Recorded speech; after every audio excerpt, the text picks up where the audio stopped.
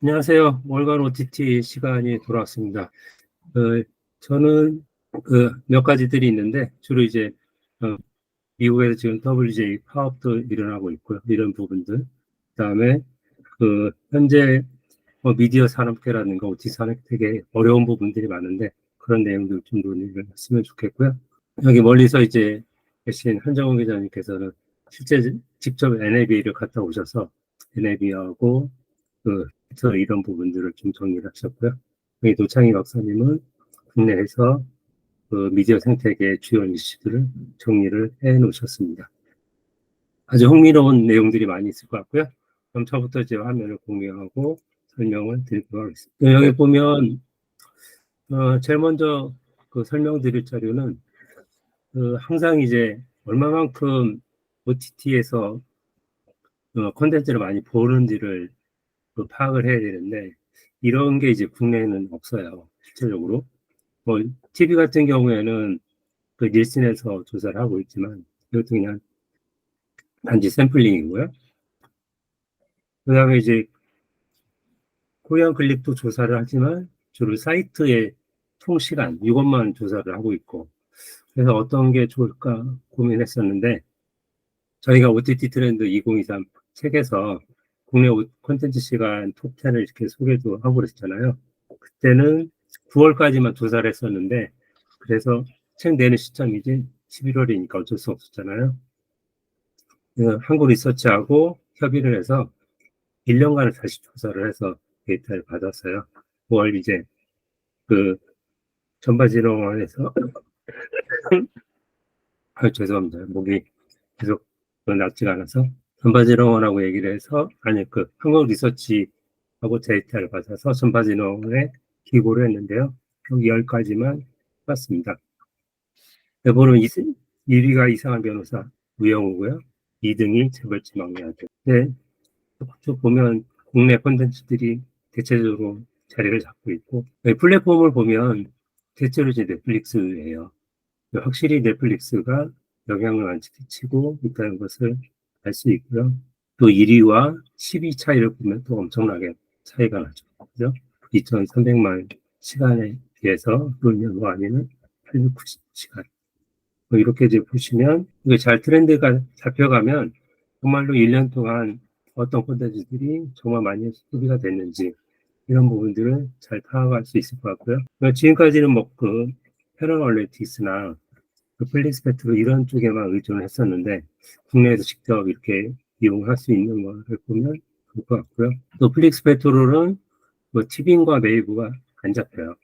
그런 한계가 있어서 또 한국 리서치의 이 자료들을 잘 활용을 하면 1년 동안 콘텐츠가 얼마나 소비가 됐는지를 잘 파악할 수 있을 것 같고요. 두 번째는 이제 미국 작가 파업인데, 이건 한정훈 기자께서도 글을 하나 쓰셨고요.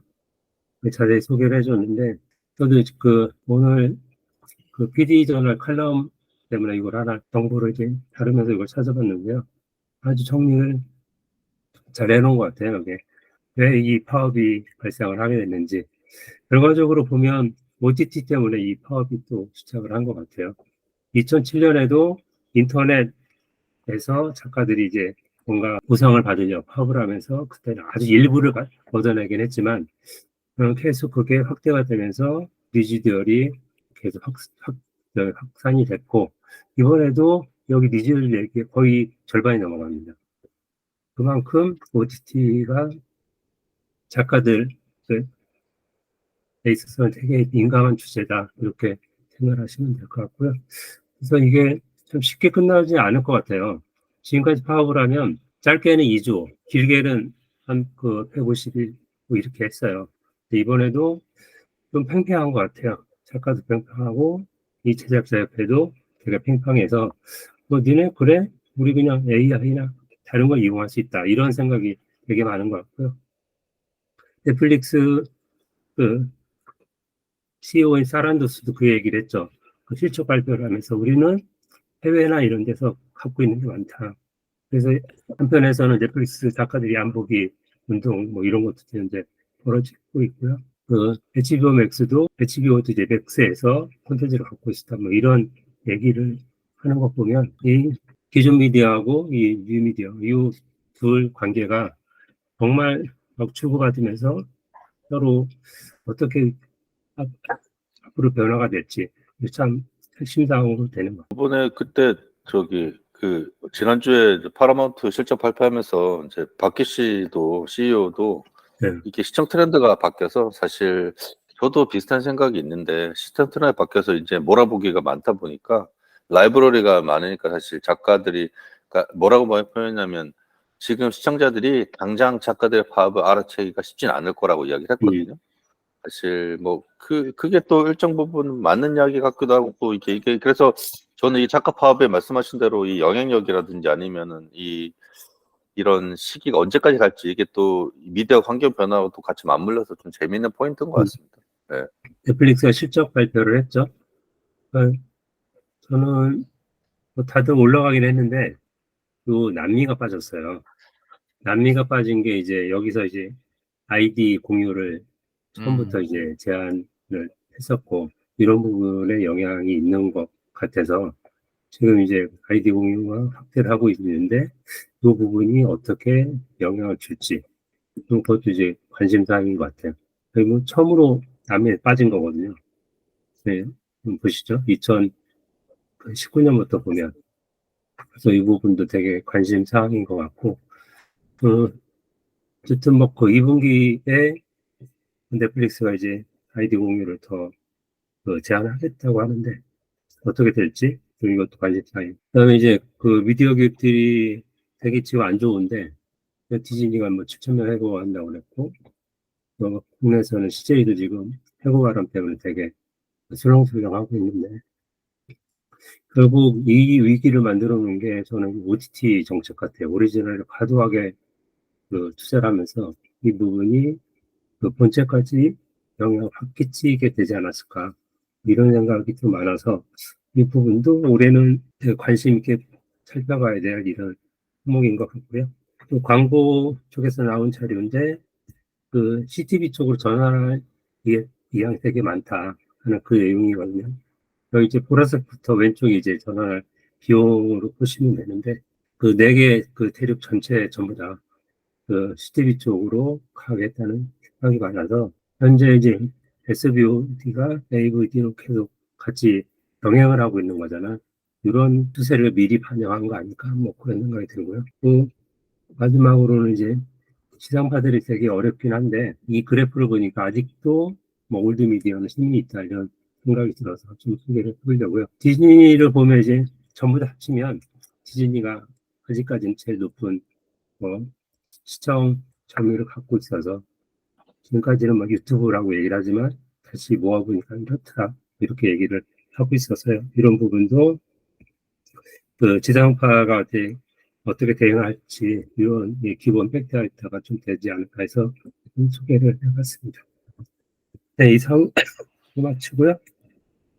코멘트 하실 분 있으면 코멘트 하시면서 마무리를 하도록 하겠습니다. 대로 근데 저도 이제 이제 디즈니나 뭐 아까 MBC 유니버셜 시청 이제 누적 시청 시간 제일 많고 많이 보고 있는데 결국에는 그 숫자가 돈 투자하는 숫자랑 동일하거든요. 디즈니가 여전히 사실 말씀하신 대로 뭐 유튜브가 뭐 여러 가지로 많이 하지만 오리지널 투자를 또 이제 전환해서 이제 오리지널 더 이상 이제 자체 오리지널 하지 않기 때문에 사실 레거시 미디어 힘이 이게 또 양날의 칼인 것 같아요. 오리지널 때문에 힘들긴 한데 어쨌든 오리지널이 없으면 또 안 되는 뭐 그런 상황들 좀 아주 힘든 상황들이 벌어질 것 같습니다. 네, 그러면 더 없으시면 한 기자님 그냥 간단히 저 NAB를 이게 그 1층 뭐 NAB 많이 가보셨겠지만 여기 라스베가스 컨벤션 센터 저 1층 2층에서 1층 찍은 모습이고요. 그래서 언리얼 엔진이 이렇게 전시를 하고 있었습니다. 아침이라 사람이 별로 없네요.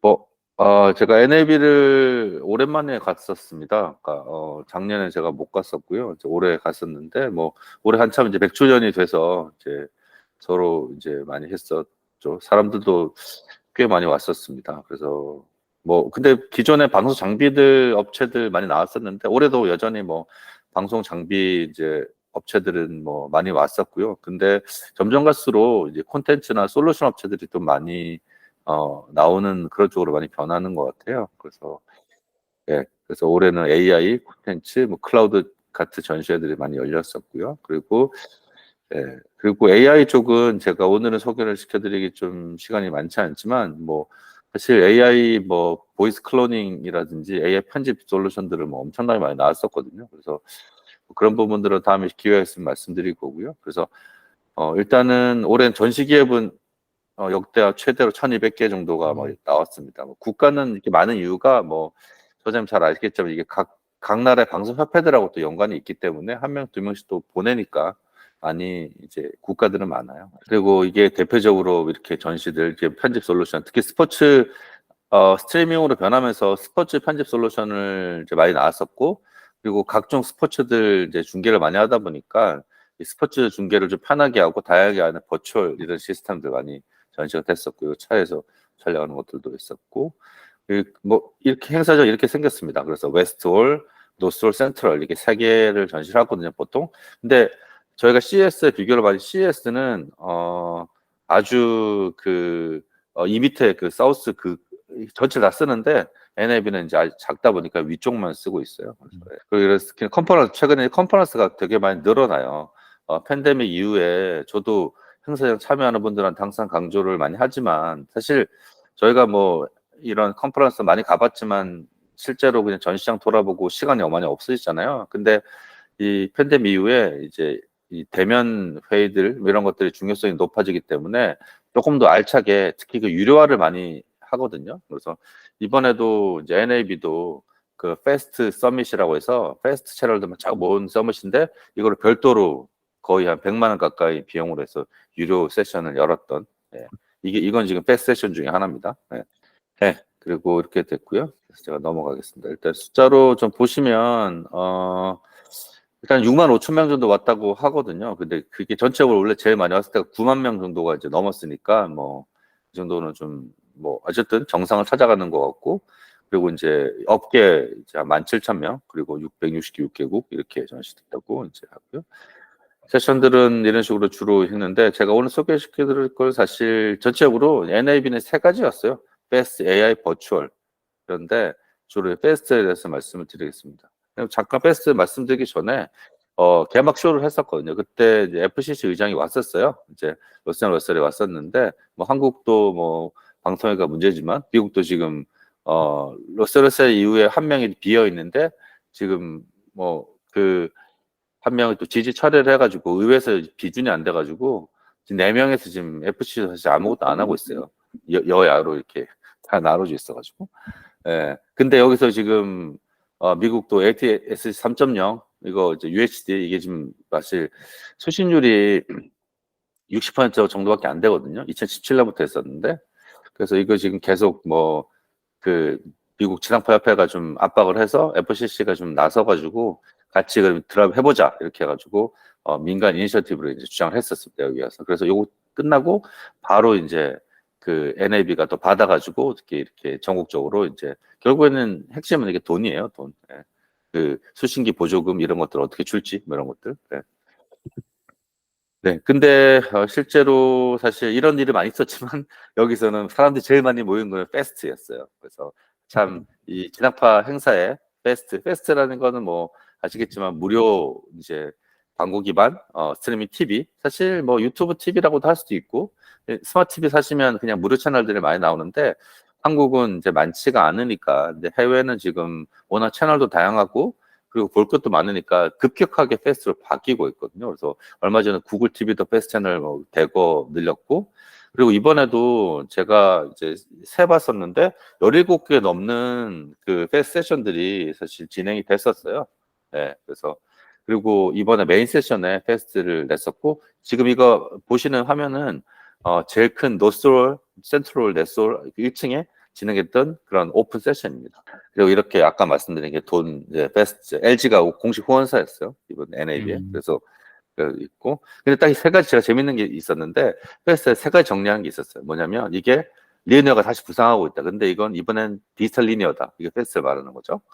그리고 계속 지금 이제 논란이 있던 게, 뭐 어쨌든 페스트는 볼 게 없는 거 아니냐. 하지만 사실 케이블도 처음에는 니치 서비스였다 이렇게 지금 하고 있거든요. 그래서 그러면서 아시겠지만 HBO도 1972년에 사실 나왔었는데 실제로 HBO가 우리의 인지가 된 건 75년, 80년도인데 그때는 이제 뭐 스포츠 중계도 하고 복싱 중계도 시작했죠.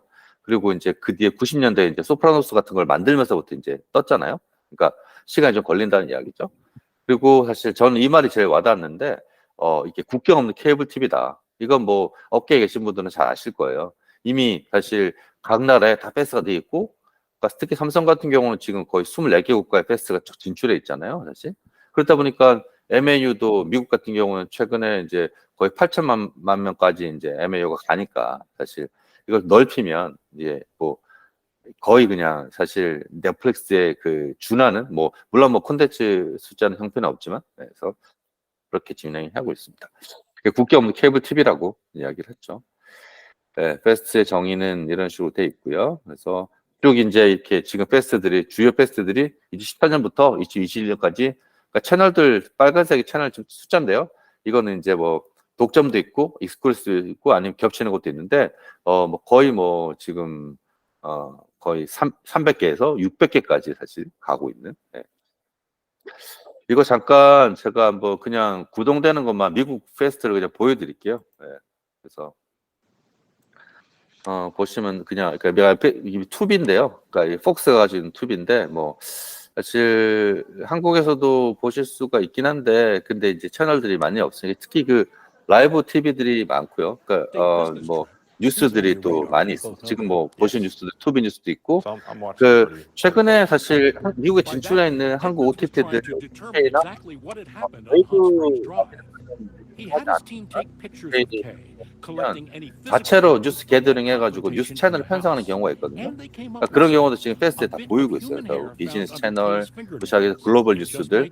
글로벌 뉴스 중에 국내 뉴스는 한국 뉴스는 없고요. 지금 글로벌 뉴스의 대부분은 히스패닉 뉴스가 대부분입니다. 근데 패스트 보시면 아시겠지만 투비의 또 가장 장점은 이런 EPG를 런칭하면서부터 그러니까 서치하면서도 이 옆에 화면을 그대로 볼 수 있어서 사실 시청을 이제 시청이 밖으로 나가지도 않고 검색할 수 있다는 장점이 있죠. 그리고 투비는 지금 제일 강조하는 게 그 애니메 채널이니까 이게 지금 삼성이 지금 그냥 삼성 TV 플러스에 어떤 채널도 나오는지 그건 제가 그냥 사이트에 쭉 보여드리는 거예요 지금. 삼성 TV 플러스가 최근에 가장 급격한 성장을 하는 플랫폼이었어서 네. 네. 그러니까 이런 일이 있고요. 그래서 제가 보여드리면 제가 네.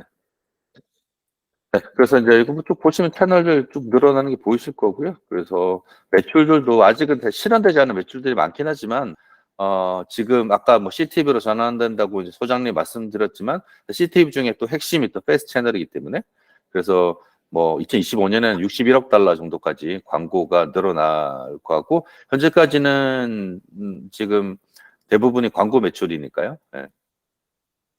그리고 쭉 이제 패스트 점점 갈수록 패스트 채널을 정기적으로 이제 시청하는 그런 인구들이 늘고 있다는 표를 말씀드리는 표예요, 이게.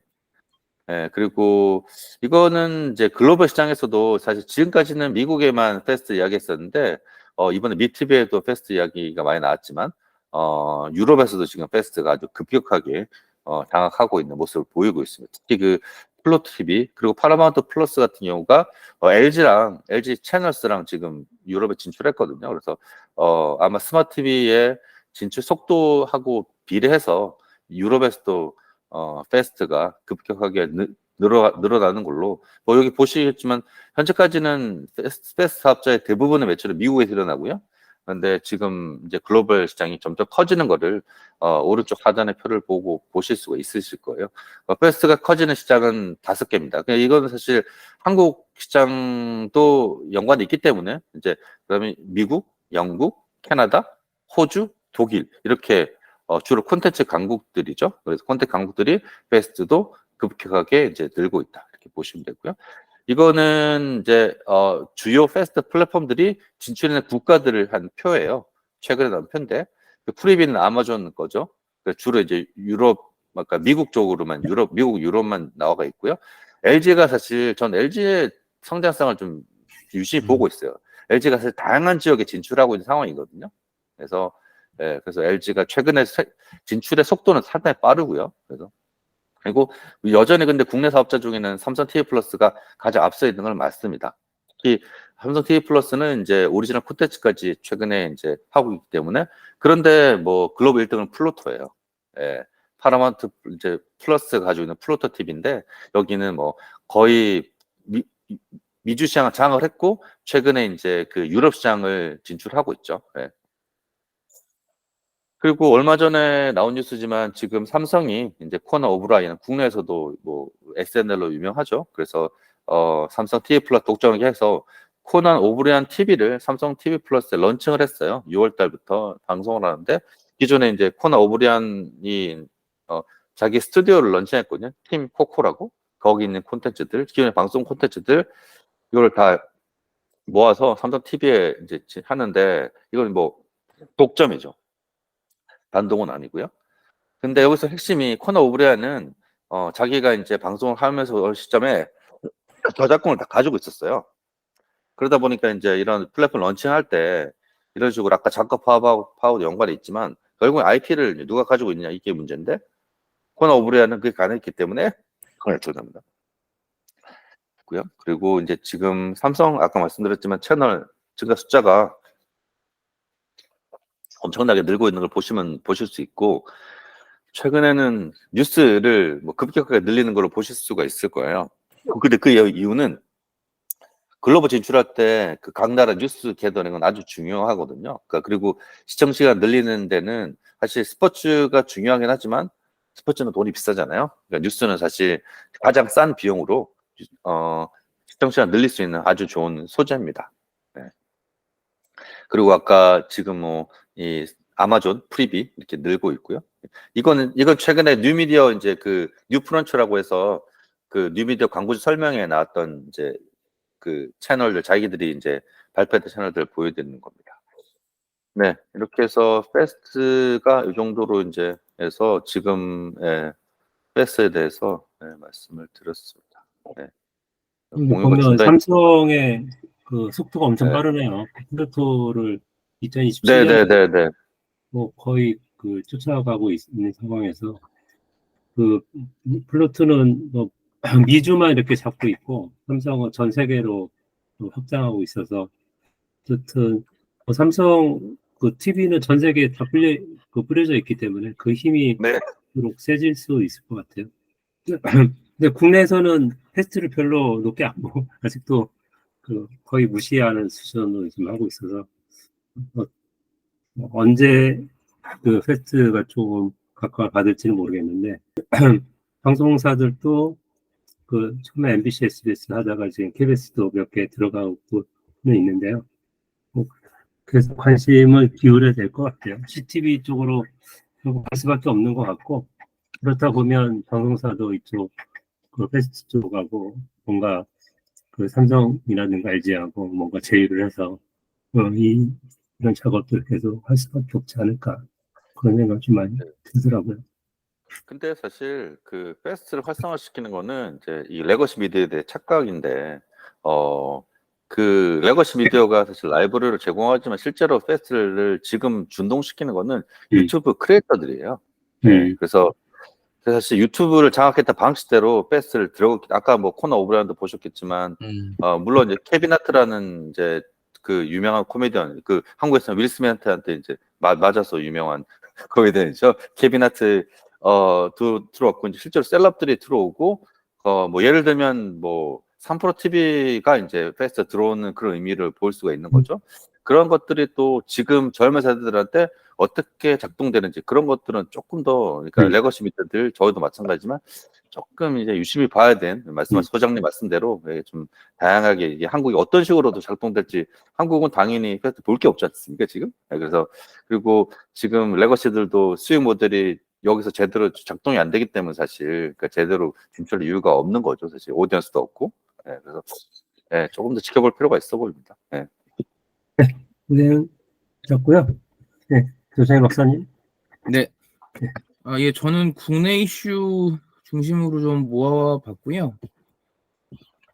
일단 간단하게 제가 최근에 학계 논의를 좀 정리를 해봤는데, 이제 이성민 교수님 같은 경우 미디어 액체화 얘기를 많이 하면서 이제 OTT로 인해서 이제 유통 방식이 많이 파괴되고 혁신되는 부분들 얘기를 많이 했다면, 최근에 이제 좀 많이 저희 학교에서 회자되는 책인데 김용찬 교수님의 포스트 매스 미디어라는 책 보면 이제 저도 여기 공감을 하는데, 이제 두 얘기가 관련돼 있으면서도 조금 이제 미묘한 부분이, 분명히 이제 OTT로 인해서 여러 가지 변화들이 있는 건 맞지만, 근데 이용자들 같은 경우에 사실 아무리 매체가 많다고 해도 볼 수 있는 게 정해져 있잖아요. 그래서 다시 이제 포스트 매스 미디어화 되어 가고 있는 부분들, 그리고 사실 광고 요금제 도입이라거나 이런 부분들도 특히나 국내에서는 작년 말에 저희가 지난 시간에도 얘기했지만 파트제 도입 이런 부분들이 결국은 OTT들로 이제 조금 어떤 매스미디어가 되고 있기 때문에 이런 부분들 얘기해야 되는 것이 있고, 그리고 또 하나 이제 유건식 소장님께서도 읽으신 책일 텐데, 김윤지 박사님의 한류회전 같은 책들 보면 이제 제가 이 얘기를 왜 꺼내냐면, 제가 뒤에 와서 넷플릭스 국내 투자 부분도 말씀을 드릴 텐데, 이제는 우리 컨텐츠들이 왜 먹히는지, 그리고 거기에 OTT가 어떤 영향을 줬는지 이런 부분들에 대한 조금 다각적인 분석이 좀 필요한 시점인 것 같아요. 지금은 뭐 하나가 잘 되면 1억 번 때문에 잘 됐다 이런 식으로 뭐 우연과 IP 획득이 이렇게 단편적으로 논의가 됐는데, 이제 이런 부분들에 대한 논의가 필요해 보인다는 차원에서 제가 간단하게 정리를 했던 것이고요. 그리고 소장님께서 우리나라 사업자들의 어려움에 대해서 말씀을 해주셨는데, 티빙하고 웨이브 자료를 보면 이제 양사가 작년에 적자가 1,000억이 넘어갔고요. 그리고 최근에 제가 왓챠 쪽도 좀 만났는데 상황이 굉장히 어렵고 이제 매각도 어려운 부분들. 그래서 이제 우리나라 가입자들도 이제 또 우리나라 시장도 가입자가 정체되었다는 얘기를 들려서 이제 우리나라 사업자들이 어떻게 이 난국을 파헤쳐 나가야 될 것이냐, 이런 부분들이 계속적으로 많은 이슈가 되고 있습니다. 그리고 누누 TV 말씀드리기 전에 제가 이제 제 발표 시간에 말씀드리려고 얘기를 안 했는데, 페스트 같은 부분들 이제 우리나라에서 이제 기자분들이 저한테 질문하시는 분들이 어떤 게 있냐면, 삼성이나 LG가 우리나라 기업이니까 이제 우리나라 어떤 매체들이나 어떤 제작사들을 해서 이제 나가면 되는 거 아니냐, 뭐 이런 식의, 그러니까 이제 뭐 그 질문 자체가 나쁜 질문이라기보다는, 근데 지금은 사실 그 정도의 아직 우리나라는 논의들이 일어나고 있지 않은 상황이잖아요. 근데 그 상황에서 이제 제가 누누 TV를 준비한 이유는 두 가지인데, 하나는 사안이 굉장히 심각하기도 하고요. 두 번째는 우리나라 같은 경우는 이제 아직까지는 넷플릭스, 티빙, 웨이브 이런 사업자들이 주도를 해나가고 있는데, 이용자들이 무료로 볼 수 있는 건데 유튜브밖에 없으니까, 이런 누누 TV 같은 어떤 뭐 혹시 모르시는 분도 있어서 말씀드리면, 누누 TV라고 하는 거는 이제 넷플릭스, 티빙, 웨이브 이런 서비스들이 하는 오리지널을 모아서 무료로 해주고, 이제 주로 소스는 광고죠. 그리고 광고도 이제 불법 도박 사이트라거나 이런 식의 건전한 재원이 아니라, 근데 이제 상당히 높은 매출을 올리고 있어서, 제가 최근에도 뭐 저도 이제 칼럼 쓰고 사업자들 얘기도 들어봤는데 굉장히 심각한 문제여서 이제 정부에서 적극 대응해서 일단은 일단락을 시켰습니다.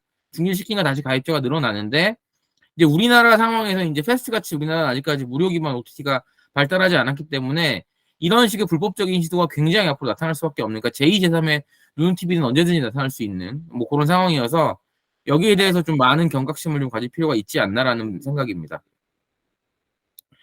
그리고 다음으로는 아마 요거는 제가 두 분께도 의견을 여쭙고 싶은 부분인데, 넷플릭스 국내 진출이 미친 영향, 정확히는 이제 최근 국내에서 이슈가 되고 있는 넷플릭스 국내 진출의 영향입니다.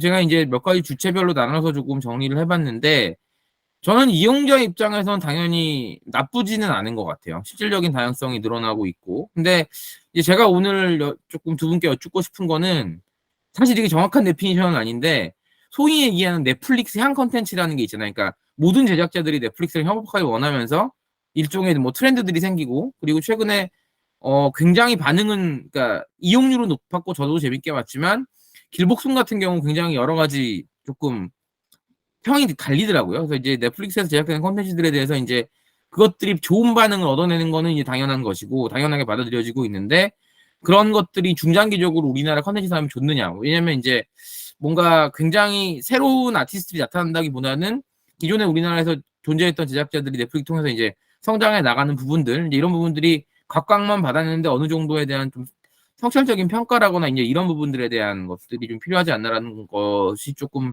제가 하고 싶은 얘기였고, OTT 시장으로 돌아오면 당연히 우리나라 사업자들에게는 넷플릭스 워낙 넘어야 될 벽이지만, 또 하나 생각해 보면 과연 넷플릭스라는 사업자가 들어오지 않았다면 우리나라 사업자들이 지금처럼 공격적으로 투자를 했을 것이라는 부분, 그러니까 넷플릭스를 통해서 우리나라 OTT 시장이 형성된 부분이 있기 때문에 여기에 대한 이제 좀 평가는 필요해 보이고, 그 다음에 채널하고 제작사를 묶어서 말씀드리면 당연히 전반적인 어떤 뭐 우리나라 컨텐츠 품질 향상에는 도움이 됐지만 제작비를 높이는데 많은 넷플릭스 영향을 줬기 때문에 또 이 부담이 채널이나 제작사뿐 아니고 플랫폼 사업자들에게 이제 컨텐츠 대가라거나 이런 부분들에도 이제 돌아간 부분들이 있는 것 같습니다. 그리고 마지막으로 정부인데, 이제 정부 같은 경우에는 뭐 어느 정도 넷플릭스가 국내 투자하는 거에 대한 어떤 긍정적인 평가도 있는 것 같은데, 뭐 공정거래 문제라거나 그리고 제가 뒤에서 준비한 이제 망이용 대가 문제라거나 이런 부분들이 있어서 조금 이거는 뭐 제가 그냥 일반적으로 다 예를 들면 유건희 소장님이 그 쓰셨던 그 드라마 관련 책도 있고 그런 내용들을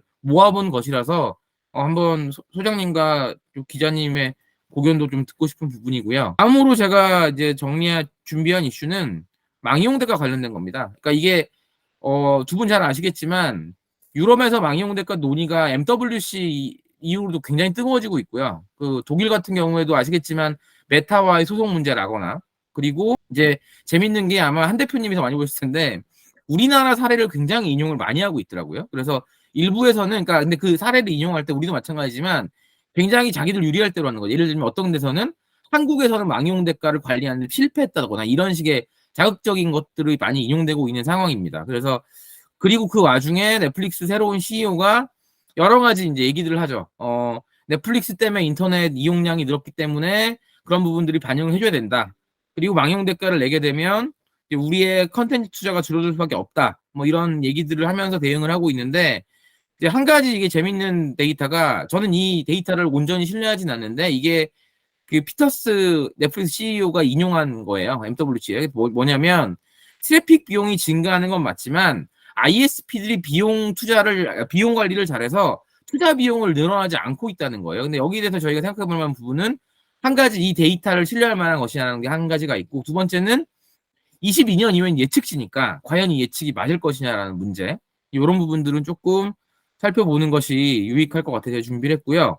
마지막으로는 저는 이게 이제 굉장히 어찌 보면 우리나라 소송에도 영향을 미칠 것 같은데, 두 분 아시겠지만 유럽에서 자기들이 갖고 있는 망이용 대가 법안을 가지고 5월 중순까지 의견 수렴을 합니다. 여기 60개의 질문이 있는데, 근데 이 질문들이 재밌는 게 단순히 망이용 대가 영향이 아니라 그 통신 서비스의 대표적인 정책인 보편적 그 영무에 관한 유용성까지도 묻고 있는, 어떻게 보면 지금 유럽 통신 환경에는 종합적인 질문지예요. 그래서 제가 이제 저도 자세히 스터디는 못했는데 아마 이 서베이 결과가 유럽뿐만 아니라 우리나라 망이용 대가 논의에도 영향을 미칠 것 같아서, 요거는 저희가 다음에도 한번 또 요 결과 나오면 보면 좋을 것 같아서 제가 준비한 내용은 이 정도까지입니다. 예.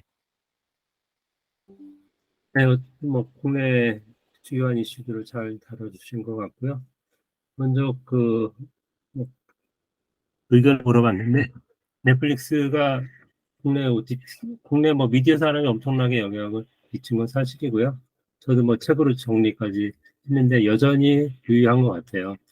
지금 현재로 봐서는 한류를 전 세계 확산하는 데 엄청나게 기여를 했지만, 지금 현재로 봐서는 가장 큰 걸림돌이 또 되고 있는 것 같아요.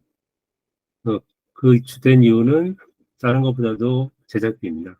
이제 모든 사람들이 다 그 정도의 출연료, 작가료, 연출을 기대하고 제작에 들어가면 아무도 못 만든다는 거죠. 그렇기 때문에 방송사는 그 드라마 슬롯을 없애버리고 있고, 그러면은 결과적으로 콘텐츠가 만들어지지 않으면 콘텐츠 소비도 안 되고, 그런 해외에서 한류 콘텐츠를 못 보게 되는 거죠. 잘못하면 순환으로 갈 수 있는 그런 상황을 만들어 놨는데요. 저는 드라마하고 있을 때 계속 이 얘기를 했는데도 불구하고 자꾸 지금 OTT 지원 얘기만 하고 있어요.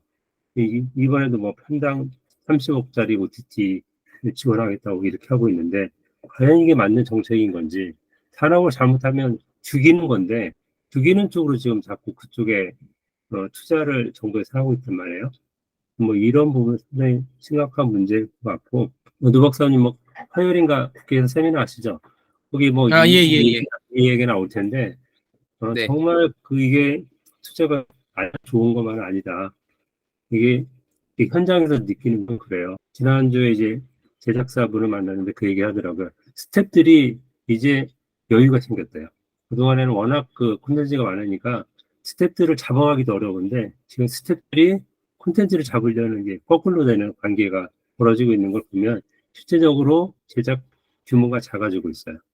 제작비가 올라갔기 때문에 그 제작비는 같은데 똑같은 제작비로 만들려고 하면 편수가 줄어드는 거죠. 이거 그 정말 지금 잘 그 자리를 잡지 않으면 한국 콘텐츠 그 산업이 성장하는 데 있어서 대거 위기가 올 수 있어요. 어떤 넷플릭스의 경제가 사실 글로벌로 확산되고 있는 것도 맞고요. 그나마 미국은 버틴 이유는 뭐 그래도 아직까지는 이제 최후의 승자는 다 자기가 될 거라는 식으로 이제 콘텐츠 투자를 하고 있거든요. 근데 지난해부로 사실 경기 악화가 이제 되고 특히 이 디지털 광고가 워낙 빠지다 보니까 이 스트리밍들도 좀 아주 위기예요. 그래서 그러니까 구독도 안 되고 광고도 안 되기 때문에 사실 쉽지는 않은 거예요. 오리지널 그래서 미국도 오리지널 투자를 지금 많이 줄이고 있죠. 그러니까 아직까지 숫자는 많이 줄어드는 게 안 보이지만 지금은 좀 편당 제작비를 좀 많이 깎는 쪽으로 대작들을 많이 피하는 쪽으로 많이 가고 있고 이 예능이 많이 늘어나요. 미국도 사실 아시겠죠. 미국은 리얼리티가 많지 않았는데 지금은 이렇게 뭐 버라이어티라고 하는 장르들 이제 좀 되게 특히 그 데이팅 프로그램들도 늘어나죠. 늘어나고 저도 한국에 아까 그때 뭐 사실 뭐 우리나라 대통령도 와가지고 이제 테드 사란도스랑 만나고 했지만 그때 사란도스도 이제 만나고 나서 이제 넷플릭스가 낸 것들은 본인들이 이제 한국에 어떤 영향을 미쳤는지 하면서 아까 말씀하신 망이용료 관련된 것들도 사이드에서 좀 언급을 했던 결국에는 뭐 그 넷플릭스가 이제 여러 활성화 시켰다는 논리죠. 그래서 뭐 그런 식으로 많이 서로 자기 위주로 많이 이야기하는 것 같아서 저도 이게 지금은 넷플릭스의 전반적으로 전 세계가 이게 예전에 뭐 자동차 업계들이 해외 막 진출했듯이 미국 자동차 업계들이 이 전 세계가 지금 거의 넷플릭스 경제에 빠져들어가고 있지 않나. 하청업체 약간 그런 느낌이고 결국에는 이게 규모의 경제를 갖추지 못하면 여기 아예 시장 대응을 못하는 거죠. 이게 일단 시장 자체가 뭐 국내는 차치하고 미국도 일단은 한 드라마 시리즈당 뭐 100억 가까이 있어야 계속 편당 뭐 1000억, 2000억짜리가 뭐 이게 너무 당연한 거라서 미국도 중소 OTT들 스트리밍들 다 포기하면서 이제 올해는 M&A로 다 기다리고 있거든요. 그렇지? 대부분 그래서 지금 마지막 남은 게 이게 빅5가 아니라 빅3 정도 애플하고 구글하고 넷플릭스만 남는다는 이런 자조적인 이야기까지 많이 나와요. 그래서 이게 브레이크를 걸기가 쉽지 않지만 이게 어떤 식으로 이제 뭔가 돌파구를 마련하지 않으면 특히 한국 같은 경우는 지금 이제 서서히 뜨고 있는 한류 이후에 이제 K-웨이브라는 것들이 결정적으로 이 K-웨이브가 이제 우리나라 그런 거잖아요. 그러니까 넷플릭스 향에 맞는 콘텐츠만 이제 세상 사람 보는 거죠. 우리가 실제 기획하는 콘텐츠가 안 나가고 넷플릭스 만드는 한국 콘텐츠들 진짜 그게 진짜 글로벌 콘텐츠로 나가는 게 있을 수 있어서 이 부분들은 좀 아주 심각하게 봐야 될 것 같아요.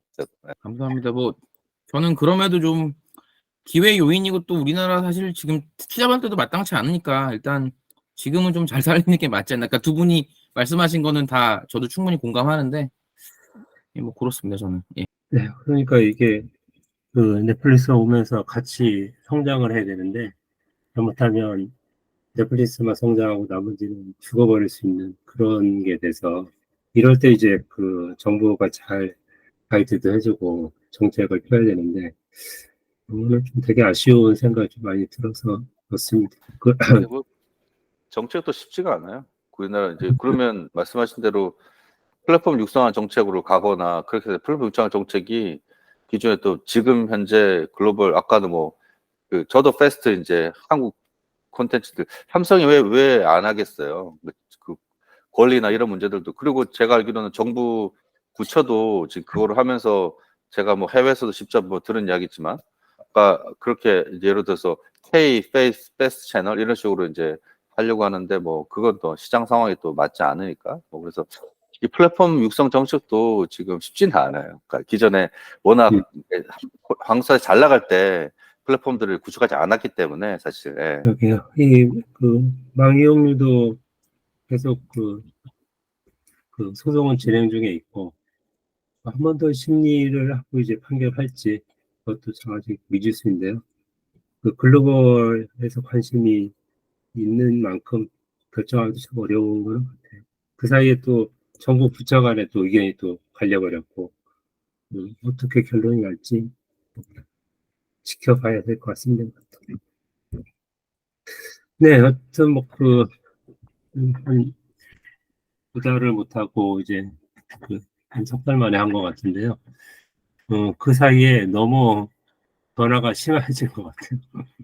이렇게 미디어계가 확 변화하지는 않는데, 경제 위기의 그 촉발에 이어서 미디어 산업은 더 이제 혼동의 도가니로 빠져버린 것 같은데요.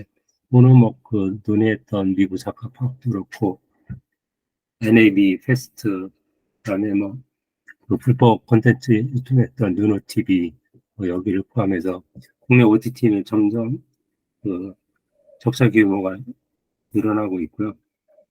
마차는 작년에 550억이 적자였더라고요. 그렇게 보면 참 어려운 상황이 벌어지고 있는 것 같아요. 다양한 얘기를 많이 나눴고요. 다음 달에는 또 더 진전된 얘기를 또 나눠보도록 하겠습니다. 공식적인 내용은 여기서 마치도록 하겠습니다. 네, 고맙습니다. 감사합니다. 감사합니다.